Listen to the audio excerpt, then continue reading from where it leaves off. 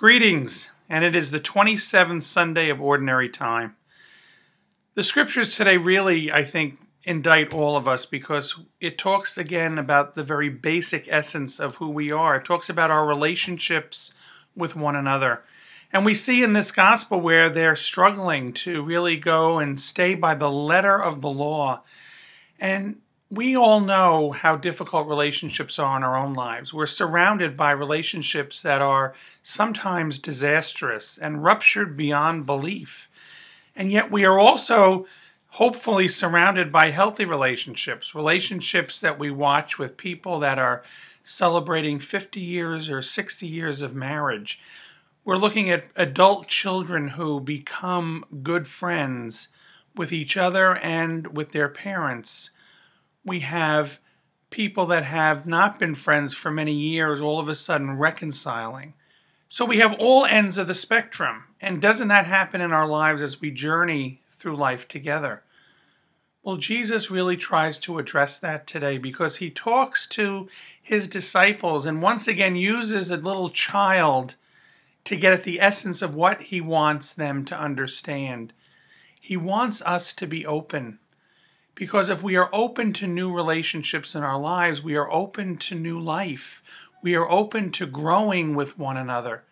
And when we are open to growing with one another, we receive God's grace and the goodness that we were created with. And we have then the ability to go beyond our sinful selves and are able to forgive one another when we hurt. So that's the essence of what I see the gospel this week. And the challenge for all of us is to look at our relationships and say, what is it that I want to create in my own life? And instead of sitting back and waiting for someone else to make the first move, maybe it's ourselves that have to make the first move. Because again, when we're open to that, we can forgive not only the people that have hurt us, but we can forgive ourselves too.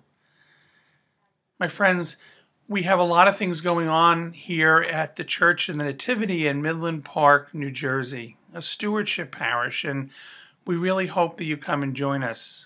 On October 11th starts a very special year in the life of the Church. It's called the Year of Faith, and Pope Benedict has declared that from October 11th of 2012 to next year, November 23rd of 2013, the whole year is dedicated to all of us really looking and journeying with our faith. We have some very exciting things that are coming up and happening here during that year. First of all, at the very beginning of our Year of Faith, we have our first Women's Cornerstone with St. Luke's Church in Ho-Ho-Kus. So it's another time to really have some of the women of our parish look at their own relationship with God and their relationship with their family and friends, and hopefully build a few new ones also. We also have Father John Gabriel, who is a native son of this parish and is going to be doing an Advent reflection, or really an Advent mission for us over 3 days in December. And then we have, in the end of January, beginning of February, we have a very special program called Discovering Christ, which is a 7-week program where people truly get to understand their faith a little bit more.